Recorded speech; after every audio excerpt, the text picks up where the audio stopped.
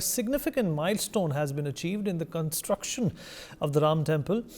Today, wherein all of the Swarnadal, the golden gates, have been installed successfully.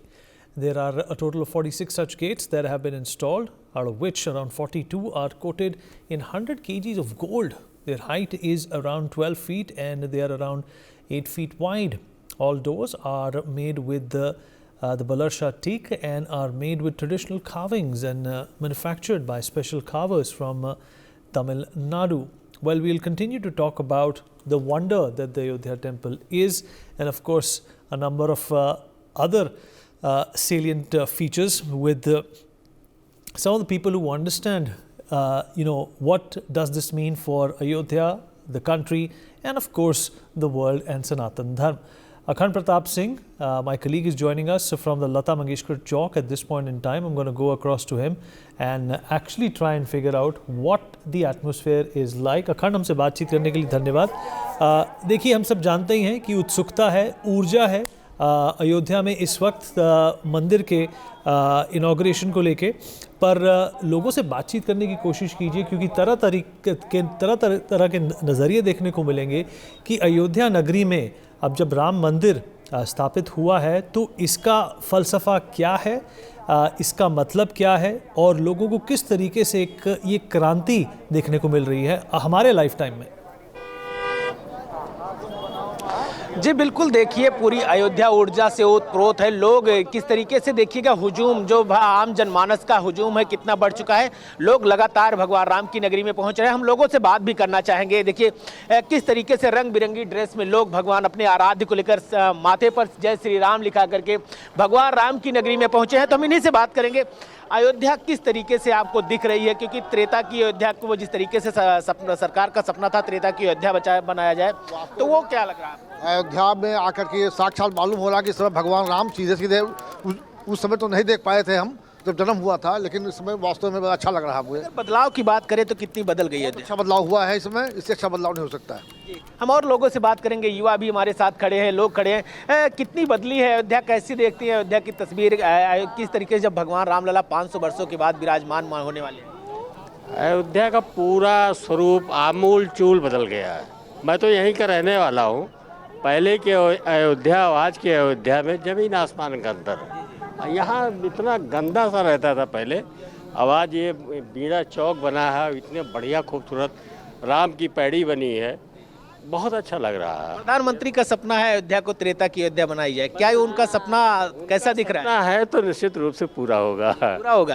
तो और लोग भी बात करेंगे. कैसी दिख रही है आपको अयोध्या? हाँ, मैं डॉक्टर पीके गुप्ता हूँ, लखनऊ से आया हूँ. मैं मुझे उम्मीद नहीं थी कि मैं आ पाऊँगा, लेकिन कुछ ऐसी महिमा हुई जिससे मैं आज आया हूँ. और मैं यहाँ पे देख रहा हूँ लता मंगेशकर चौक, जिसको मैं आपके टीवी के माध्यम से देखा था. बहुत ही सुंदर भव्य जो एक रिफॉर्म हुआ है स्पेशली अयोध्या में, इससे हम लोग बहुत खुश हैं और इससे विकास की भी धारा बह रही है और अध्यात्म की भी धारा बह रही है. कितना बदलाव देखे होंगे पूर्ववर्ती सरकारों में जिस तरीके से अयोध्या रही, आज की अयोध्या आपको कैसे दिख रही है? नहीं, वो ज़मीन और आसमान का फ़र्क है. पहले हम लोग आते थे तो गंदगी, सड़कें पतली पतली, अतिक्रमण. आज की तारीख में बिल्कुल बदल गया है. कहीं ना कहीं राम की युवा भी है, कुछ लोग भी, हम इनसे भी जानना चाहेंगे कैसी दिख रही है अयोध्या, कितना उत्सुकता है लोग भगवान राम विराजमान होने वाले हैं? अयोध्या इस समय बहुत ही खूबसूरत दिख रही है. इस नई अयोध्या में सब कुछ नया ही नया है. जहाँ भी आपकी नज़रें उठेंगी सब कुछ नया है. खूबसूरत लग रही है. बहुत बहुत बहुत खूबसूरत. कहाँ से आई हैं आप? हम यही अयोध्या के हैं. तो अयोध्या में आप आई हैं, भगवान श्री राम माथे पर लिखा करके, कितनी खूबसूरत छटा है कि अयोध्या किस तरीके से आपको लग रही है? अयोध्या बहुत सुंदर पहले भी थी, अभी भी बहुत अच्छी लग रही है जी. आज की बात किया जाए, एक सपना देखा करते हैं मुख्यमंत्री योगी आदित्यनाथ और प्रधानमंत्री नरेंद्र मोदी की, अयोध्या को हम त्रेता की अयोध्या बनाएंगे. तो क्या उनके कार्य को देख के कैसा लग रहा है? ऐसा लग रहा है कोई सपना सच हो गया है जी. आपको कैसा लग रहा है? बहुत अच्छा, जिसका वर्णन नहीं किया जा सकता. तो लोग काफ़ी आह्लादित है, प्रसन्न है, क्योंकि देखिए जिस तरीके से राम मंदिर को लेकर के लगातार तैयारियां की जा रही हैं. 22 जनवरी को आराध्य विराजमान होने वाले हैं. लोगों का हुजूम है. देखिए कितने छोटे छोटे नौनिहाल बच्चे भी आए हैं. हम इनसे भी जानेंगे. कहाँ से आए हो बाबू, क्या नाम है आपका, कुछ हमें गा के बताइए.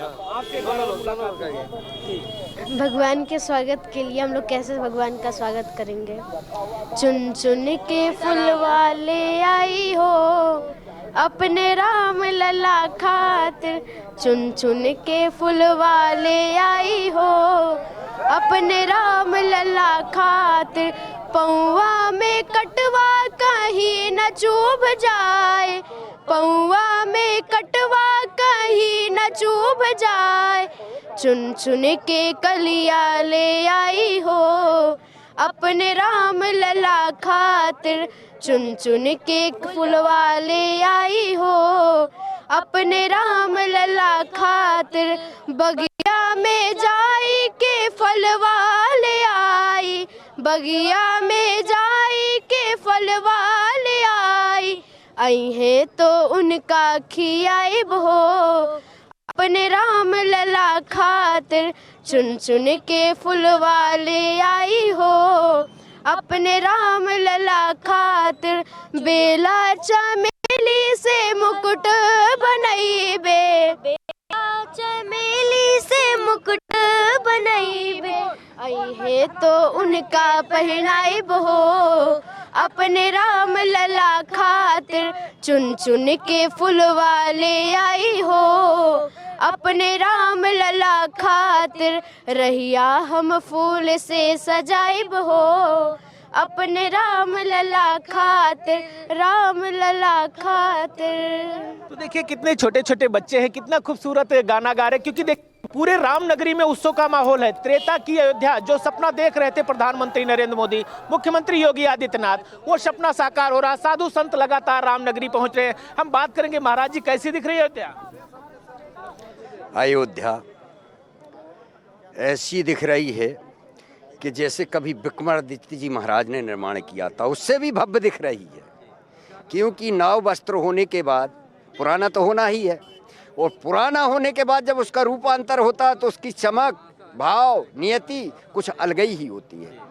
आज हमारी अयोध्या के अंदर हमें ये लग रहा है कि आज हमारे राम जी का पुनः जन्म हो रहा है। तो लोग कितने खुश हैं 500 वर्षों के लंबे संघर्ष के बाद, यानी 500 वर्षों तक कई लोगों की आंखें नम हुई। तो वहीं आराध्य 22 जनवरी को विराजमान होने वाले पूरी अयोध्या में एक त्रेता का माहौल है। शुगर संदेश दे रहे हैं लोग, किस तरीके से अपने आराध्य के दर्शन को लेकर के ला रहे थे। लोगों का हुजूम भी यहाँ पर है।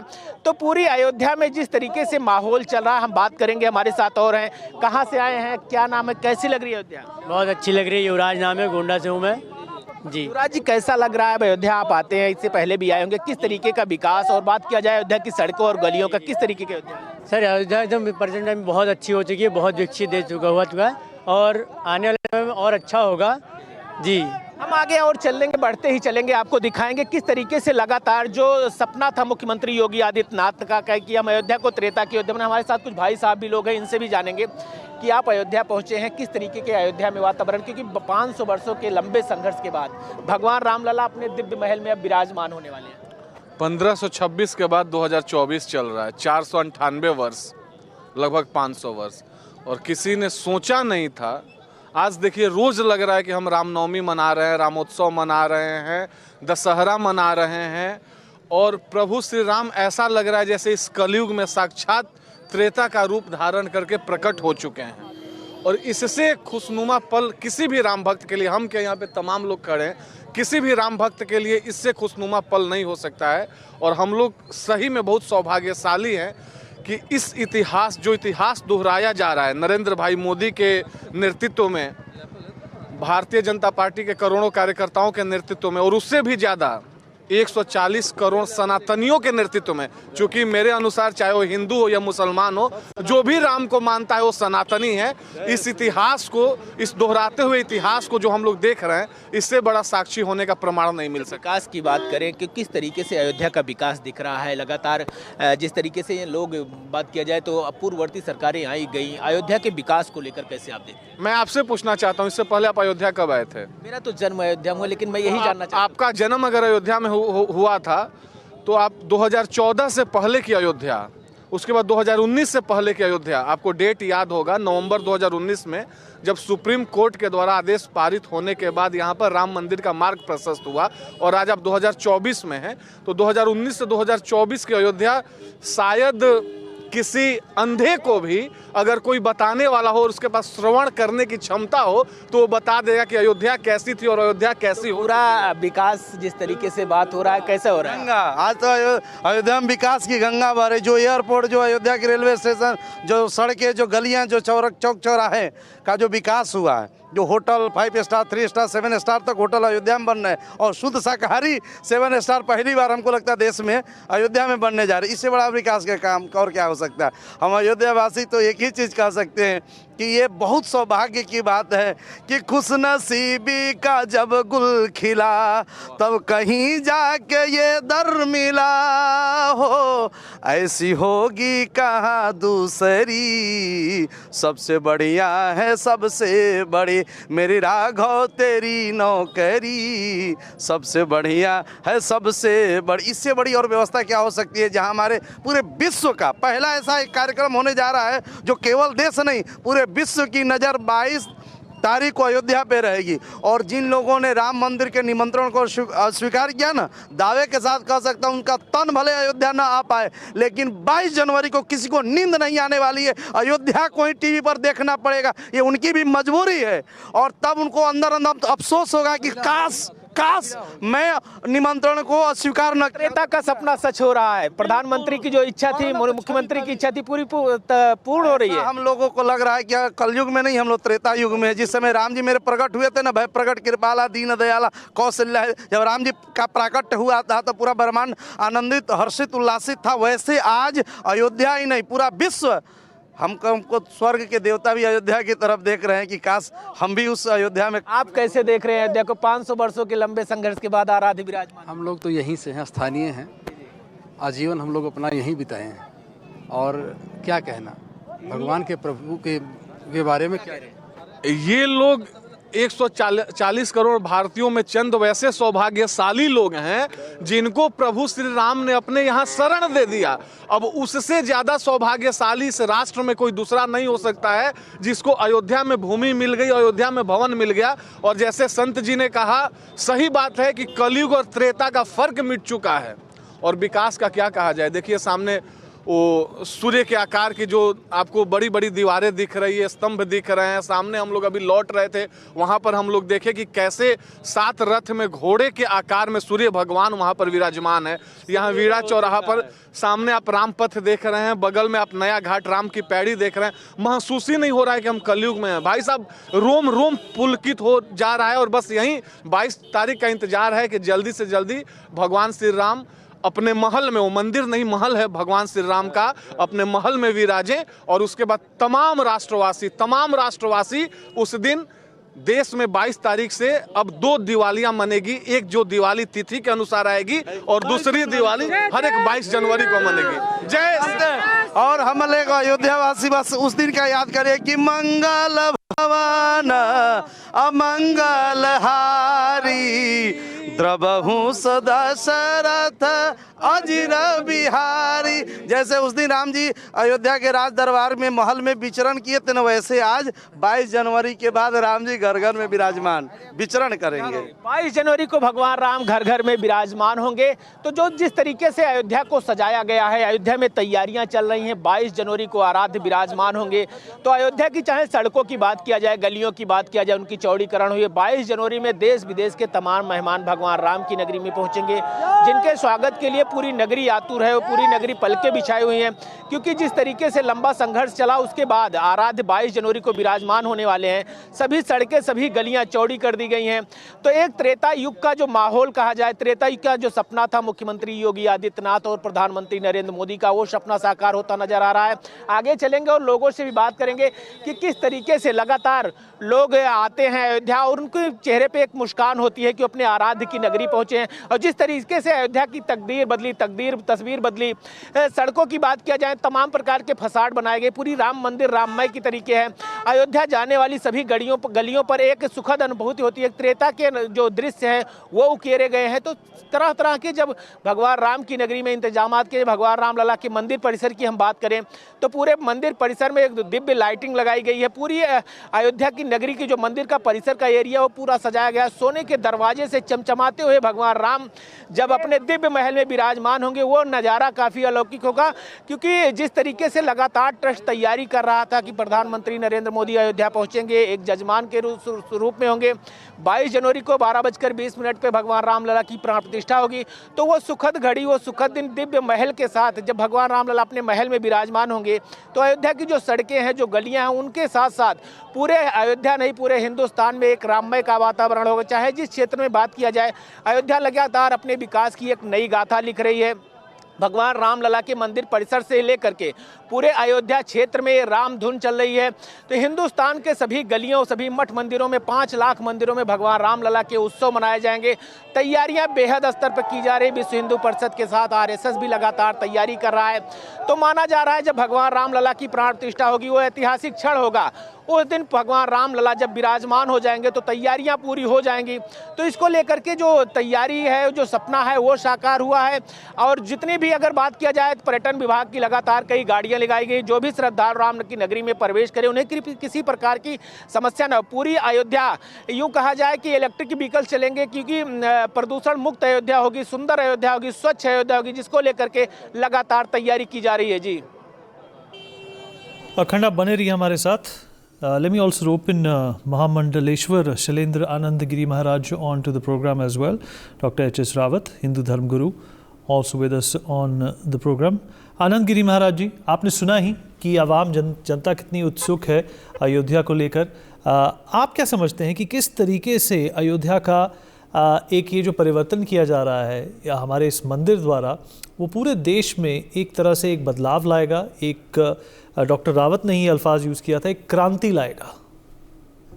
जी बिल्कुल। देखिए, राम का संपूर्ण जीवन एक कर्तव्य क्रांति था। उन्होंने अधिकार की बात कभी भी नहीं करी। उन्होंने सिर्फ और सिर्फ कर्तव्य के निर्वहन का जोर सनातन आधार पर किया और उसे पालन भी किया। इसलिए उन्हें मर्यादा में उत्तम पुरुष माना गया, इसलिए मर्यादा पुरुषोत्तम उनको कहा गया। रही बात, एक राष्ट्रीय कवि ने बड़ा अच्छा लिखा था इस प्रकार के अवसरों के लिए कि यूं तो मनती है हर दिन राखी होली और हर रात मनती है दिवाली, लेकिन क्या हर रोज छिटकती जैसी आज छिटकती पूरब में लाली। तो मुझे निश्चय ही यहाँ उज्जैनी में बैठा हूँ और यहाँ से मैं अंदाज़ा लगा सकता हूँ कि वहाँ पर आज पूरब की जो लाली है वो किस प्रकार से दिव्य वातावरण निर्मित कर रही होगी। देखिए, मैं इतिहास के अंदर कुछ चीज़ें पढ़ रहा था, तो आज से 2078 साल पहले हमारे उज्जैनी के ही सम्राट महाराजा विक्रमादित्य ने अयोध्या की खोज करी थी, क्योंकि कहीं ना कहीं अयोध्या विलुप्त हो गई थी। वहाँ पर 240 मंदिर उन्होंने बनवाए। वहाँ पर 84 खम्भों वाला वो विशाल प्रांगण, वो विशाल मंदिर बनाया और उनकी दिव्यता को पुनर्स्थापित किया था, जिसे हमारे आक्रांता यहाँ आने वाले मीरबांकी ने ध्वस्त किया था। तो मैं इसको उज्जैन से कोरिलेट करता हूँ, साथ ही मैं इसको विदेश में साउथ कोरिया से रिलेट करता हूँ, जहाँ से मैं भी फिलहाल में लौट करके आया। हमारे अयोध्या की राजकुमारी सूरी रत्ना का विवाह दक्षिण कोरिया के राजकुमार से हुआ था। तो उनकी जो विदेश के संबंध में अयोध्या का जो राजनीतिक परिवेश भी होगा वो कितना व्यापक होगा। और यदि आज की स्थिति में हम चित्र की स्थापना कर रहे हैं तो निश्चय ही संपूर्ण राष्ट्र में चरित्र की भी स्थापना होगी। जी बिल्कुल ठीक कहा आपने। डॉक्टर रावत जी, बनी जी, आपने जनता की आवाज़ सुनी ही, किस तरीके से ये एक जो माहौल पैदा हुआ है, ये एक लहर जो आपको देखने को मिल रही है, आपको इस प्रकार की लहर आपको लगता है कि पूरे भारतवर्ष में भी कल को दिखाई दे सकती है अयोध्या की वजह से? जैसे मैंने आपसे पहले भी पूछा था कि और भी जगहें हैं, और भी शहर हैं जहाँ पर हमारा जो इतिहास है, हमारा कल्चर जो है, जो सनातन धर्म की एक अगर जागीर कहें, वो कहीं ना कहीं अभी छुपी हुई है, उसको बाहर लाना बहुत ज़रूरी है, जैसे अयोध्या में हो रहा है। विनीत जी, बिल्कुल ठीक बात है, लेकिन भगवान राम को मैं अगर ये कहूँ, वैसे तो कृष्ण भगवान 16 कलाओं से संपूर्ण थे और भगवान राम 12 कलाओं से। तो ये कहूँ कि चरित्र के जो भगवान राम का जो चरित्र है वो विश्व के अंदर यानी सबसे ज़्यादा वो पूजनीय है। इसलिए जो अयोध्या के अंदर मैंने जो शब्द इस्तेमाल किया था, क्रांति, विश्व क्रांति, जैसे कि आप वेटिकन की बात करें, उनका वेटिकन है ईसाइयों का और मुसलमानों का मक्का है, तो हमारा पूरे वर्ल्ड का, हिंदुओं का, सनातन धर्म का अयोध्या ही होने वाला है। बाकी तो वैष्णो देवी भी है, तिरुपति बालाजी भी है, उज्जैन भी है, द्वारका भी है, आपका पुरी भी है, सब जगह पर है हमारे। लेकिन राम राम यानी त्रेता युग से अगर देखा जाए तो राम राम यानी हर जगह पे राम राम, राम राम जी, राम राम जी, राम राम जी, राम राम जी बोला जाता है। इसलिए इस जो स्वरूप है अयोध्या का, जो स्वरूप विकास का होगा ना, उसी प्रकार से विनीत जी बाकी जगह का भी होगा फिर, क्योंकि इस स्वरूप का उद्देश्य सिर्फ यह है कि पूरे विश्व के अंदर अयोध्या सबसे ज्यादा पूजनीय और धार्मिक स्थल बने, और वो बन रहा है, निश्चित तौर पर बनेगा। और इसका प्रभाव बाकी के जो हमारे और धार्मिक स्थल हैं जहां पर कुछ कुरीतियां अभी भी व्याप्त हैं उनको ठीक किया जाएगा, और उसके बाद निश्चित तौर पर जैसे बहुत सारे लोगों का, बहुत सारे देशों का जो रेवेन्यू जो होता है, थाईलैंड जैसे देशों का रेवेन्यू जो होता है, कुछ घूमने वाले देशों का रेवेन्यू टूरिज्म से होता है, हमारे यहाँ धार्मिक टूरिज्म सबसे बड़ा विनीत जी होने वाला है। इसलिए अयोध्या क्रांति लेके आने वाला है, इसमें कोई दो राय नहीं है। 500 वर्ष की जो वेदना हमने सही है, उस वेदना की खुशी आप दिखा रहे थे न्यूज चैनल के ऊपर, अपने न्यूज एक्स के ऊपर, उनको देख के बड़ी खुशी हो रही थी कि आदमी के अंदर से जो भाव निकल रहे हैं, उन भावों में भगवान राम उनकी वाणी से निकल रहे हैं, यानी अंतर से कितनी खुशी हो रही है। मुझे बोलते इतनी खुशी हो रही है कि इतने समय से त्रिपाल में थे, कहीं कुछ था, कहीं कुछ था, कोई पूजने नहीं देता था, कोई जाने नहीं देता, टाट में थे। आज एक भव्य मंदिर तैयार हो रहा है और निश्चित तौर पर उसका आनंद पूरे विश्व को मिलेगा। और जहां धार्मिक चीजें होती हैं, जहां धार्मिक ऊर्जा होती है, उसका प्रभाव पूरे विश्व पर मिलता है। तो मैं तो बार बार एक ही चीज कहूंगा कि धार्मिक जो नगरी अयोध्या है वो प्योर रूप से वैज होनी चाहिए, और ये हमारे साधु संत। डॉक्टर रावत, ये धार्मिक पर्यावरण से, वातावरण से आपको क्या लगता है कि अयोध्या की, उत्तर प्रदेश की, बाकी राज्यों की जो अर्थव्यवस्था है उस पर कितना असर देखने को मिलेगा? अर्थव्यवस्था में बहुत बड़ी क्रांति आने वाली है विनीत जी, मैं आपको बता देता हूं। इतनी बड़ी क्रांति आएगी कि जैसे मैंने कहा, उज्जैन में 4-5 लाख लोगों का पूरा रोजगार जो है पूरे उज्जैन शहर का कहीं ना कहीं अपना महाकाल के साथ जुड़ा हुआ है। ऐसे ही मथुरा वृंदावन का बहुत बड़ा, हरिद्वार का बहुत बड़ा, जम्मू का बहुत बड़ा, यानी जो हमारे बड़े बड़े मंदिर हैं, द्वारकाधीश का बहुत बड़ा, वहां पर टैक्सी वाला है, रिक्शे वाला है, ऑटो वाला है, प्रसाद वाला है, हलवाई वाला है, यानी कितने भिन्न भिन्न प्रकार के वहां पर, तिलक वाला है, कोई माला वाला है, कोई कंठी माला है, कोई टोपी वाला है, कोई भगवा कपड़ा, यानी भिन्न भिन्न प्रकार के रोजगार हैं। और वो रोजगार जो है बहुत लोगों को मिलेगा। अयोध्या के चारों तरफ मेरे हिसाब से कम 200 किलोमीटर के सराउंडिंग में अयोध्या के मंदिर को, अयोध्या को सप्लाई होने वाली है सामान की, जो कि बहुत बड़ी उपलब्धि। जैसे दिल्ली है, दिल्ली के 200 किलोमीटर के चारों तरफ से, 100 किलोमीटर के चारों तरफ से सप्लाई होती है। अयोध्या में भी वो स्थिति बनेगी। निश्चित तौर पर बहुत बड़ा रेवेन्यू होगा, वहां पर बहुत बड़ा डेवलपमेंट होने वाला है, वहां के लोगों को बहुत बड़ा रोजगार विनीत जी मिलने वाला है, इसमें कोई दो राय नहीं है। ये हमारे इतिहास के आंकड़े बोलते हैं।